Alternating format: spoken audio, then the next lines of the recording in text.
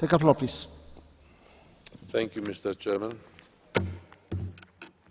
Honourable members of the Parliament, the appalling attacks perpetrated on Friday, 26 June in France, in Tunisia, in Kuwait, as well as in Somalia, demonstrate once again the brutality and inhumanity of terrorists.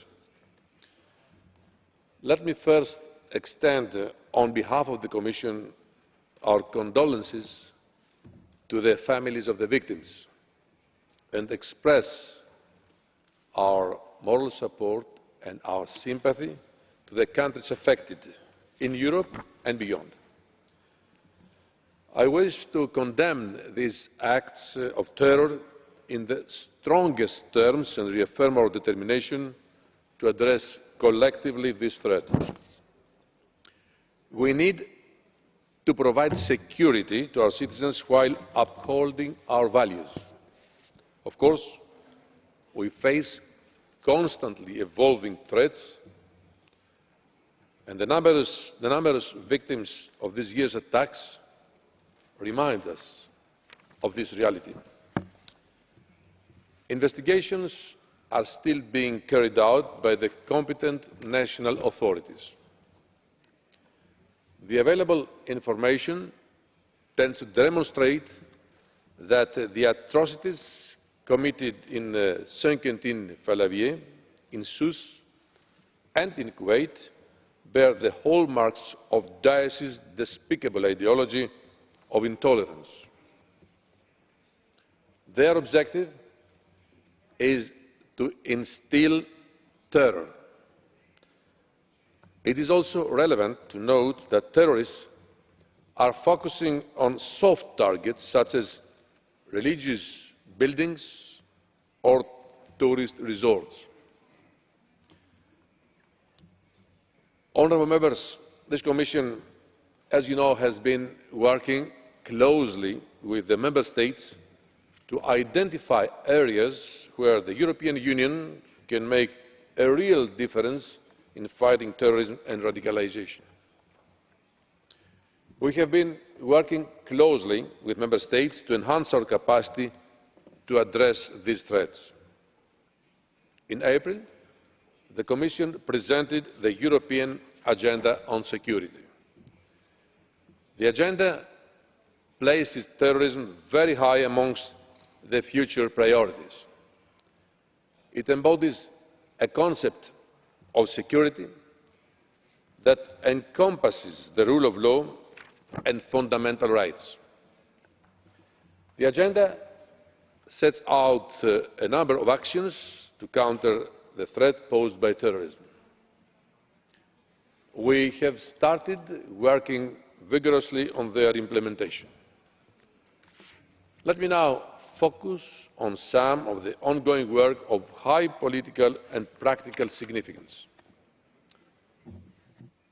First, preventing radicalisation remains essential. The Radicalisation Awareness Network Centre of Excellence, to be launched in September, will take the work of the existing run further. I consider the work of RAN and the whole prevention element of the counter-terrorism policy at EU level crucial. Second, as of July 1st, the Internet Referral Unit was established at Europol. It will be fully operational within 12 months. The mission of the Intern Referral Unit is to identify terrorist material in different languages and to help secure swift removal. Third, by the end of the year, the Commission will formally launch an EU-level forum together with the Internet industry. This will allow us to discuss how we can reduce the accessibility of online terrorist material and counter terrorist propaganda on the Internet and in social media. A first workshop under the forum will be held on 24 July with experts from the industry and the law enforcement communities. Fourth, the protection of external borders is crucial. With a view to support Member States in performing enhanced and targeted border checks, the Commission finalised, in close cooperation with Member States, a first set of common risk indicators. Europol and Frontex are assisting Member States in their implementation, and we have just revised the handbook for border guards. In the framework of the European Union's customs risk management strategy, work is going on to enhance cooperation and information exchange between customs and law enforcement and detect suspicious movement of goods. Fifth, to trace and disrupt terrorist finance, we are working on the strengthening of cooperation between financial intelligence units. Let me also stress that the recently adopted Anti-Money Laundering Directive improves the tools to address terrorist financing.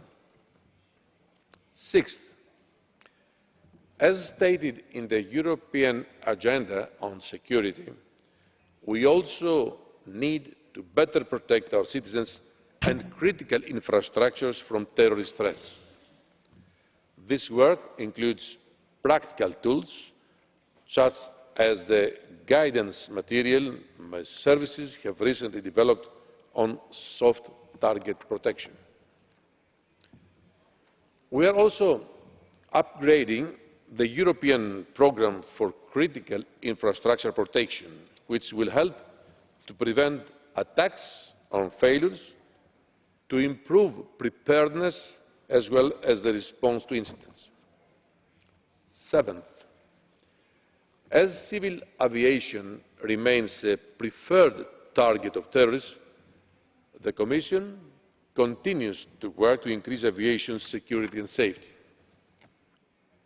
A joint process is being developed with Member States to assess the risks from conflict zones and support the issuing of recommendations to airlines and the public. Eighth, let me mention now EU PNR, which is an important component of our security agenda. I wish to express my thanks to the Parliament for your efforts in bringing to completion the EU legislation on PNR. I am confident that we can all continue to work together in such a constructive way so that the co-legislators can agree on a text that is respectful of the highest standards of data protection and at the same time to be effective. Ninth, the recent attacks illustrate the need for better international coordination and cooperation. The attack in Tunisia was, except of extremely brutal, symbolic as it targeted tourism, a vital economic sector for the country. It was an attack on Tunisia's hospitality and the long-standing and friendly relations with Europe. We must stand by our Tunisian partners and show solidarity. Increasing their security will also contribute to enhancing our security. In the wake of the Bardo Museum attack, I travelled to Tunis and discussed with my counterparts how the European Union can provide support. We need to work together in tackling the root causes of radicalisation, detecting terrorist travel, and building security capabilities and capacities. Honourable Members, we have worked a lot in the past 6 months and we have made good progress in a number of areas. But yet, the recent attacks remind us that a lot still needs to be done. We owe this to the victims, we owe it to our citizens and to our partners. Let us therefore continue with resolve, with determination, our joint efforts against terrorism and radicalisation. Thank you very much for your attention.